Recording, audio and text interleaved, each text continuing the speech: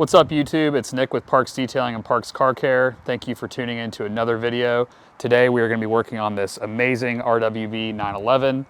I'm going to be doing a pretty simple one-stage polish and likely a wax or a sealant on this car. So I'm going to walk you guys through the prep process like we always do and show you guys what products we use along the way. So I'm going to start out with NV Purify. This is their iron decon. It's also a clay lubricant. Today is a perfect day to do decon on a car. So I've talked about this in the past. We don't have the luxury here of washing indoors, at least not yet. Maybe in the future I will, but for now I do it outside. So today being an overcast day, this morning it was pouring rain, which I thought I was gonna have to wash in the rain, so I wore my attire appropriately. But now that the rain has stopped, this is ideal conditions to use a product like this. I realize most people at home are not washing indoors, so this is some pretty valuable information for you guys to know. This car is pretty dirty. It's not terrible. It's got a little bit of surface grime on it, but nothing too crazy. So I typically use Purify one of two ways. So today I will be using it in the fashion that I prefer to use it in. So if the car is not super dirty, I don't know if you can get a little bit closer, you can see there's definitely some dirt on the car, but it's not caked up. There's not like dirt flung up on the bottoms of the doors and rocker panels, everything like that. So what I'm gonna do is put on my Purify first. The second way you can use Purify, in which most people use it, is they wash the vehicle first, which I'm an advocate for both ways of doing it. If the car is really dirty, you want to wash it first because otherwise your Purify is just sitting on top of dirt. It's not actually reacting with the embedded iron contaminants in the paint. That's what this product is designed to remove so that you can get the paint as clean as possible before you clay the car. So the reason why I don't necessarily love washing the car first is you're diluting the product. So the paint's going to be wet. Really, an absolute ideal condition would be to wash the car and then dry the car off and then do your Purify, but that's a little excessive. That would add a lot of extra time, and I'm not sure really if it would be that much more beneficial. But if the car is like this, where it's not super dirty, it's overcast today, so that's a really important factor. I don't have the sun beating down on me. If I did, I would wash the car first and intentionally get the paint wet so that I'm diluting the product and it's not drying up on you. So with all iron removers, you don't want to let the product dry up on the paint. It can cause a little bit of staining, which you'll have to polish off, especially on things like black plastic trim, rubber gaskets. You really don't want to be using that in direct sunlight on a really hot day on a dry surface that's not wet, because it's going to dry up almost instantly and stain your plastic, and then you're not in a good spot. So today I'm just going to go ahead and spray the car down with it. The wind's blowing a little bit, so hopefully I don't actually get it on the paint and not all over the parking lot. But I use this product pretty liberally. I spray a lot of it.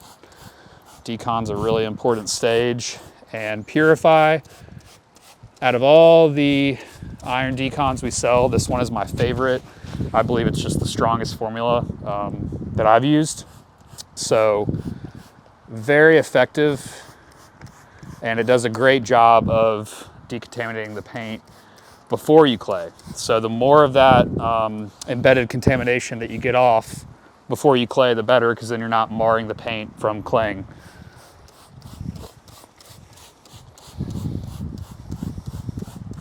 I already mentioned this, but this actually is a clay lube as well. So it's extremely slick. Some of the iron removers I would not recommend using as a clay lubricant because they don't have a lot of lubricity. You'll scratch the paint pretty bad, but Purify is a two-in-one product in the sense that you can use it to remove iron and clay at the same time. The way I like to use it is what I'm doing today. This is ideal for me. I'm gonna spray the whole car down with it, let it dwell for as long as possible. The longer these can sit on the paint without drying up, the better it's gonna react. And then the more time it has to react with the iron contamination in the paint, the better it's gonna work. So I'm gonna saturate the whole car. The wind is blowing pretty bad, so hopefully I'm not wasting too much product here into the wind.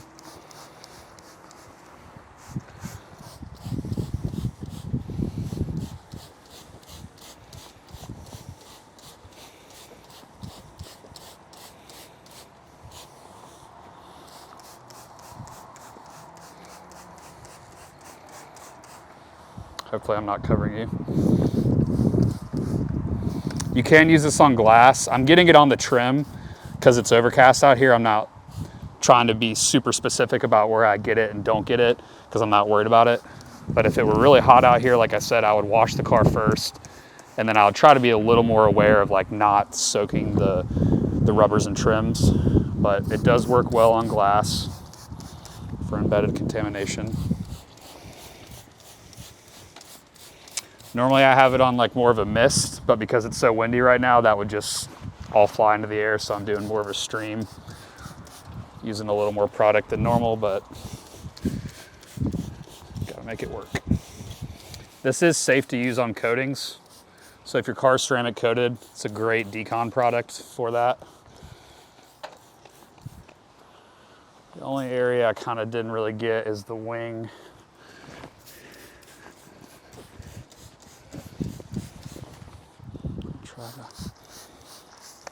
I imagine this probably picks up a lot of contamination because of the arrow.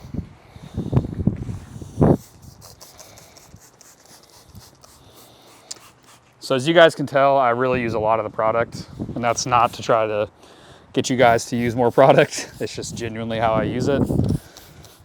I don't skimp on this step. So I've sprayed the whole car down, and the time that it took me to spray it down, it's already been dwelling for a couple of minutes, but I'm gonna let it sit for maybe 30 more seconds. And then this is a little trick that I picked up from Carcraft Auto Detailing, Sandro's YouTube channel. Some of you guys might be familiar with it. He's in Australia, huge NV guy, and he's got some really good content. So the way he likes to use Purify is what I'm about to do. He sprays the car down and then he foams it down. This is not NV, this is actually Carscope Baltic. I've got it about halfway full because my bottle was almost empty, so I wanted to follow the dilutions, and as a result, I was only able to fill it up halfway. But it's a smaller car, so should be good to go. This is also a newer product to our store, the Carscope FOAMZOOKA. It's their foam cannon. It's my first time using it.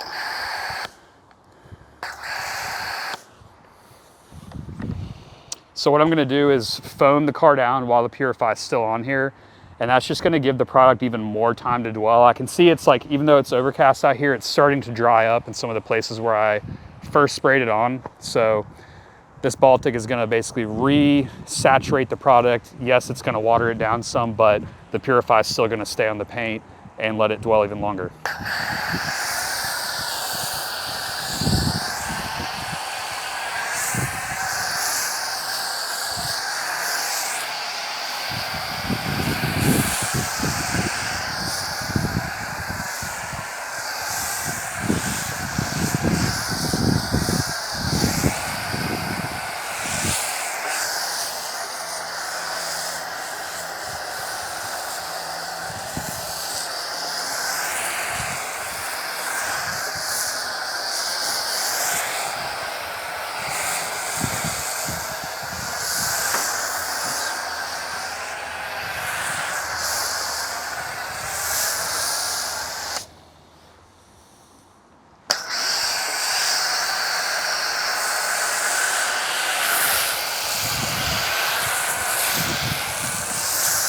You guys probably saw that. There's an adjustment dial on this, just like the MTM cannons, where you can allow it to either take out more or less volume from the cannon. So you can basically turn the foam up or down. Since I didn't fill it up all the way, I kind of turned it into the middle so I didn't empty the whole foam cannon at one time.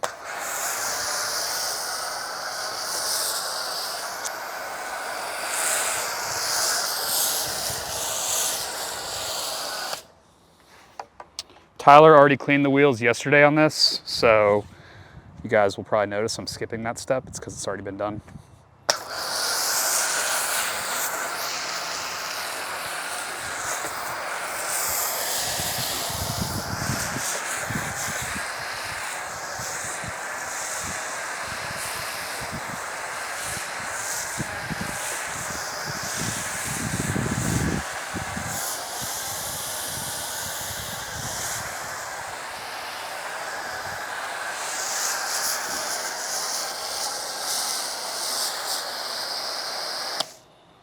My initial thoughts on the FOAMZOOKA, great unit, works well just like the MTM. The one thing I do like a lot better about it than the MTM is the size of the bottle. So the neck of it is much larger.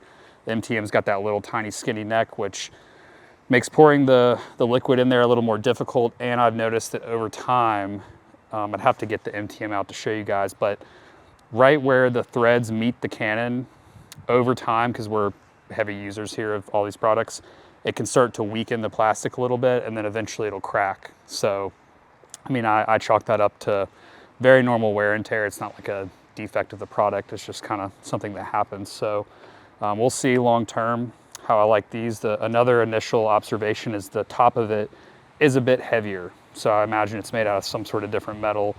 I don't know if it's like a cast iron or something, but it is considerably heavier than the MTM. So now that I've foamed it down, I'm just gonna let it sit for a minute. This to me is kind of the ultimate pre-soak you can do before any contact washing begins. The Purify and the paint dry, followed by a foam cannon. The only way I could have made this a little more intensive is if I used something like Koch Chemie Super Foam, a higher pH. The dilution that I did for Baltic, I think puts it at like a 9.5 or 10 pH, as to where Super Foam is like 12, I think, 12.5. So if you wanted to have it a little more bite, you could have stepped up to the Koch Chemie, but this car wasn't too filthy. So I just went ahead and used the rest of my Baltic. But you can see it's all dripping off here.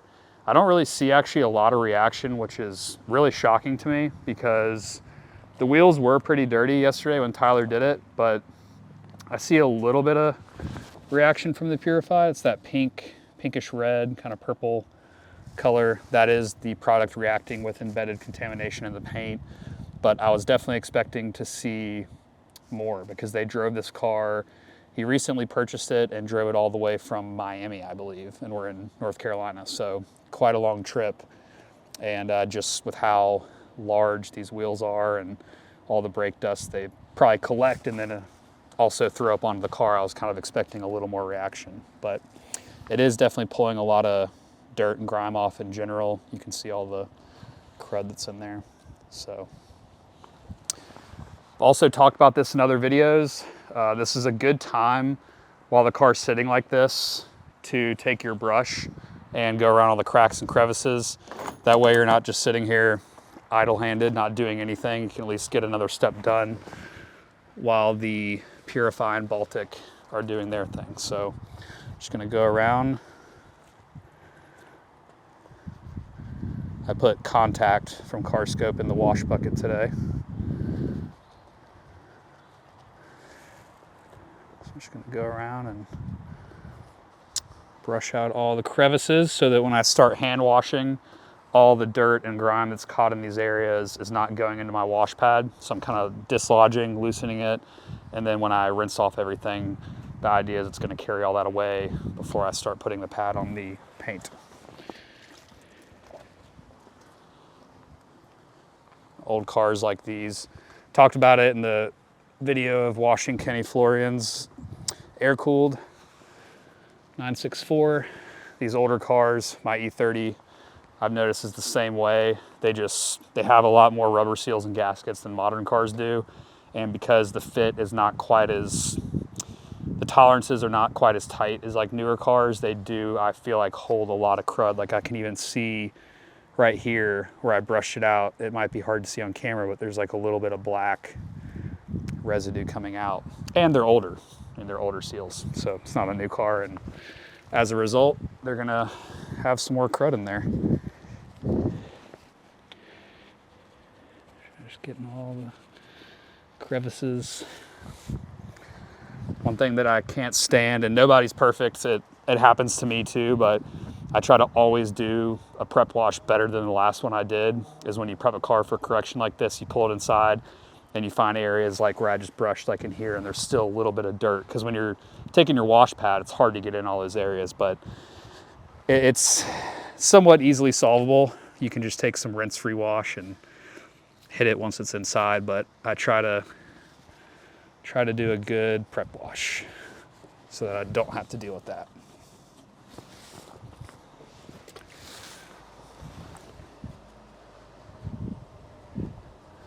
It's very important for correction too, because all these little nooks and crannies, when you're polishing the panel, it's gonna vibrate to an extent no matter how skilled you are with the polisher. So if there is dirt and debris that are in these cracks and crevices, it's gonna get into your pad because you're gonna kind of shake it out, or you're gonna graze up against it, even though we are gonna tape off all the trims on this car.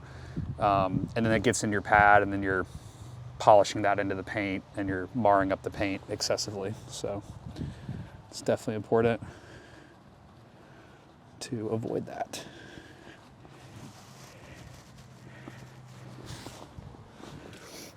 But yeah, today is ideal conditions to prep a car, or even wash a car, really.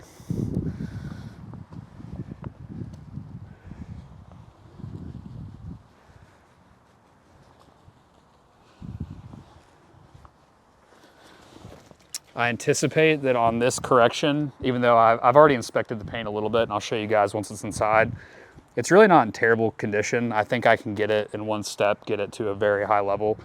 But I anticipate that the taping off of all the seals and trim, and like the wide body RWB, you've got these gaskets between.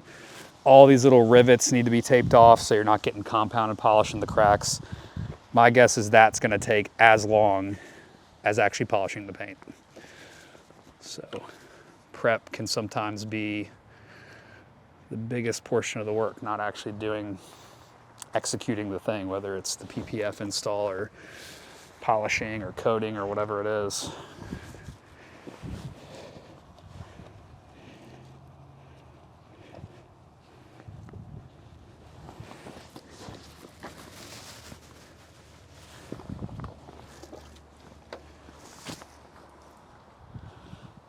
Yeah, I already hit this.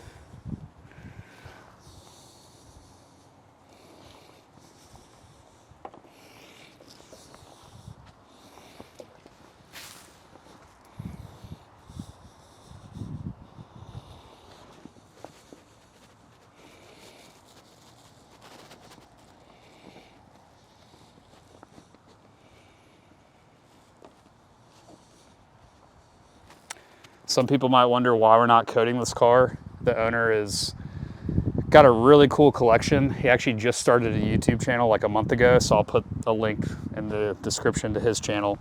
But he's got basically nothing but 80s, 90s European cars, and they're all pretty eclectic, unique, very cool cars, but he kind of keeps it era correct, I guess you could say. He's not a huge PPF and ceramic coating guy. Not a lot of them get driven a ton. I mean, I'll give him credit. He drives his cars. They don't just sit there. He actually dailies stuff like this. But because he has so many of them, there's not really a ton of value in putting a coating on a car you maybe drive a couple times a year. So it's also a good time if it was a car that was like super dirty or hadn't been washed in way too long, to open up the doors. You can use a brush like this or like a Green Monster and clean out the door jambs, pressure wash them out. I've already looked at them on this car. It's not necessary. I mean, the downside to doing that is you kind of create a mess. There's a little bit of overspray that gets on the interior. No matter how careful you are, I feel like it just kind of creates a little bit of a mess, but sometimes it's necessary. But on this car, I'll just take some rinse-free wash inside and do it that way.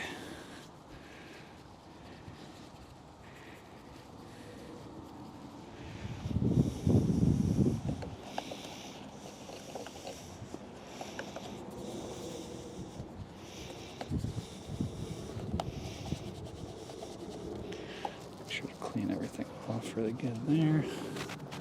All right, so now that we've done Purify, foamed it with Baltic, brushed all the cracks and crevices that we could find, I'm gonna go ahead and rinse the car off before I begin hand washing, to obviously get rid of all the impurities that the Purify has pulled out, and also all the dirt that I just brushed out of the cracks and crevices.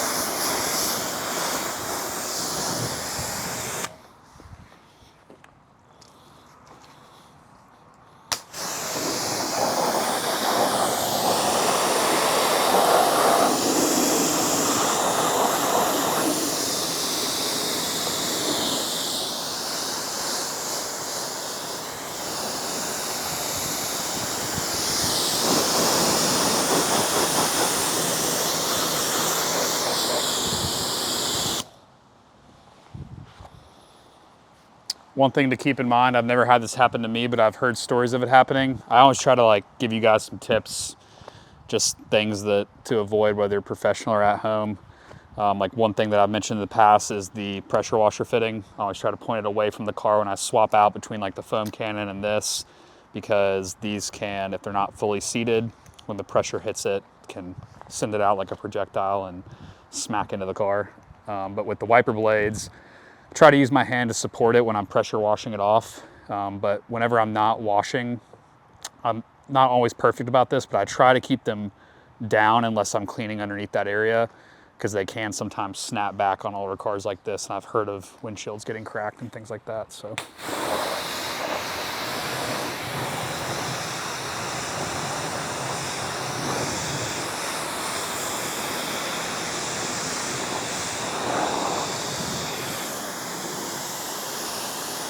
Wanted to show you guys before I pull it in, the water behavior on the paint. See how it's completely dead flat. If you're familiar with decontaminating paint, you know that this is a sign of the paint being totally free of contamination and protection. So when I drove the car over here, it was drizzling a little bit, and you could see that the car had something on it, like probably like a spray wax or a quick detail or something like that. But one thing that I've noticed out of all the iron removing products that I've tested over the years, Purify is the strongest. So the concentration of the acid and degreasers in that product are amazing. So you can see it's completely dead flat. Sometimes you can be deceived by this appearance. Basically, the products can leave a film. So like your iron remover or your snow foam can sometimes leave a film, and it makes the water sheet off extremely slowly like this, giving you the impression that it's been decontaminated when really it's just like a layer of residue on the paint. So you really know once you've hand washed the cleaners off with a pH neutral soap if the paint has been decontaminated. So this paint is super smooth to the touch, which is why I like doing the Purify step in the way that I did, is letting it sit on there as long as possible. I've noticed you can get the paint almost virtually dead clean. I'm still gonna clay it, it's gonna require claying, but I'll show you guys inside how I go about claying it. But the first step is using Purify, ideally in the way that I did today. And if you use the clay cloth, which I'll show you inside, and a good clay lubricant, you can really get a car decontaminated while putting as minimal marring into it as possible. This didn't used to always be the case before these iron contamination products came out. You would have, like way back when, you would have to just clay the car, and all that contamination is getting in your clay bar and you're dragging it into the paint. And so by doing it this way, you're minimizing that marring that would happen if you didn't use the product, and making your polishing way easier, not as much damage to remove, and you're not removing as much clear coat. So it's what's best for the paint on the car. So now that I'm done washing, I'll get it pulled inside and show you guys how I'm gonna go about claying it.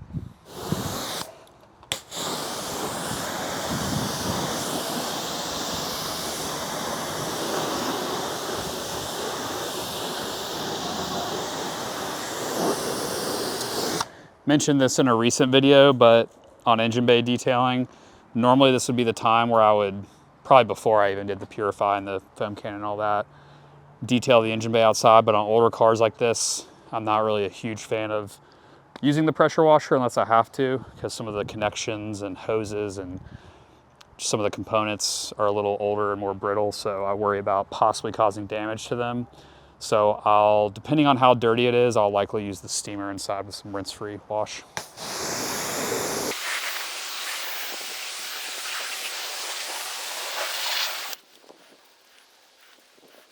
Resuds my wash bucket here.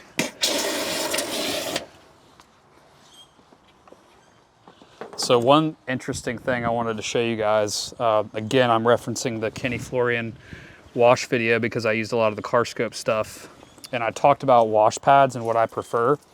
So in that video, I mentioned that this style of pad, I'll call them like fingers, the longer pile. Typically in the past, I've not been a huge fan of these on cars that have already gotten corrected. So a lot of my customers, their cars don't get insanely dirty.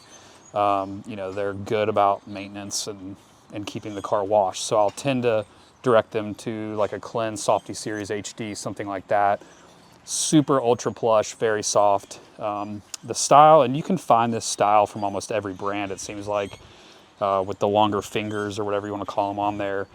The problem I've had with these in the past is when dirt gets into them, it works really well for a super dirty car. Like my truck, it does not get washed very often at all, the one we pull the trailer with, so I typically grab these because I find that the Softy Series HDs, while they're very good at being gentle on the paint, like they clean it well, but they don't cause scratching.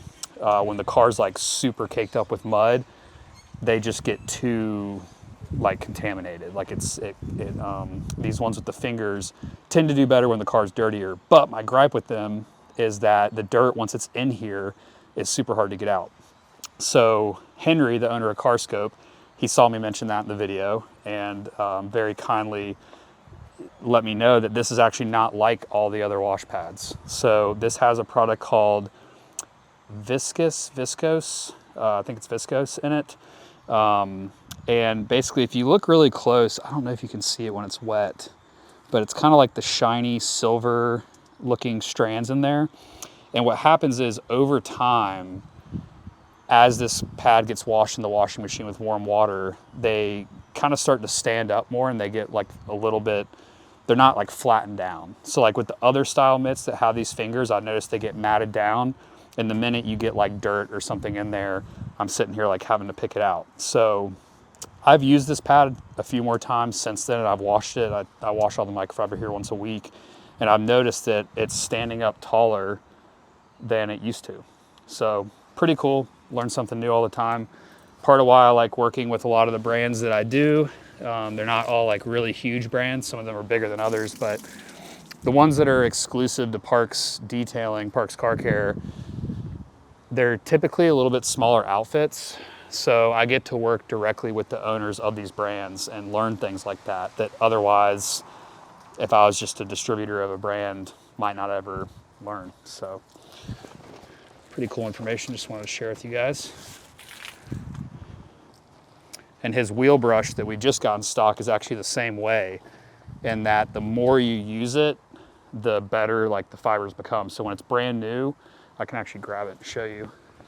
I have one here that's brand new. Which it's gotten wet, but I've not really used it. You can see they kind of like stand up really tall. And this is not the same material. It's not that viscous or viscose. But this wheel brush, why I've been so excited about it, is the other wheel brush that we carry is very short. So problem I have with it is it's short, so it's hard to reach the back of the wheel, and it's got this like foam core, which there's a few of these style wheel brushes available on the market, and they all tend to have this like really dense foam core. Problem with it is it doesn't give at all. So if you're going past like a dust shield on a rotor, it's hitting it, it's scraping up against it, and it concerns me as far as damaging the dust shield, bending it. This, when it's brand new like this, it's pretty thick, so it's actually kind of has to an extent the same problem, but you can already see like it gets a lot thinner. But over time, after using it for a lot, Henry has sent me videos of his, they kind of wear in and break in and it gets thinner so that you can actually pass it through. So not something that I would have ever considered, you know, with the wash pad, with the viscous, and then the wheel brush with it like breaking in and actually getting better. Typically with anything microfiber, I've always thought of it as it's best day one, and then it just gradually gets worse over time with use. So it's always cool getting to learn little things like that from our distributors that we work with.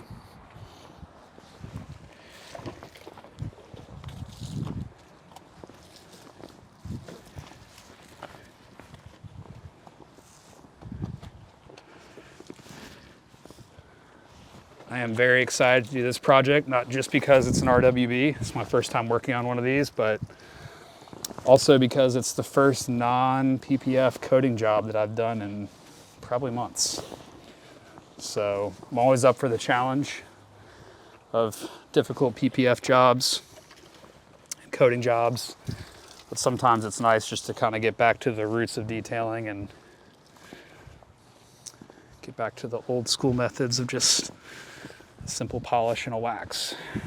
Nothing crazy.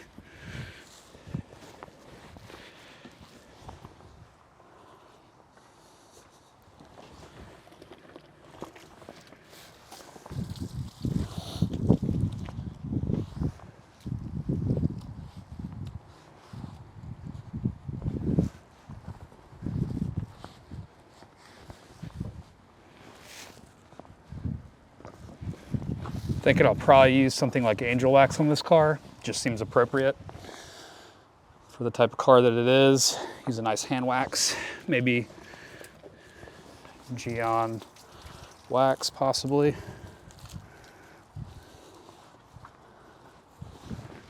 But I'm gonna get this thing washed. If y'all have watched our channel, you've seen plenty of videos on how to hand wash, so not too much more to show you guys here, but I'm just gonna get it hand washed, pull it inside, and start drying it off.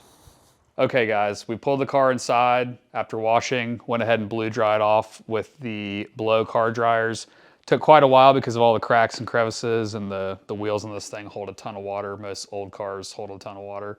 So that's gonna be it for today. We're gonna wrap it up. Appreciate you guys watching. Stay tuned for part 2. We're gonna be going over how to clay the car, do paint correction, and also go through the interior and what protection we'll end up using on the paint. So thank you again for watching. Please like, subscribe, and as always, if you have any recommendations for future videos, please feel free to comment or shoot us a message. Thanks for watching.